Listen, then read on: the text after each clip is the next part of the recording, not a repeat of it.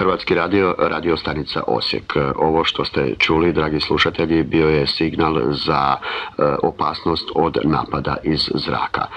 Molimo vas, dakle, stanovnike Osijeka i okolice, da se sklonite na sigurno mjesto u svoje podrume, u svoja skloništa i da ostanete tamo sve dok ne prođe opasnost od napada iz zraka. Vijesti Hrvatskog radija, studija za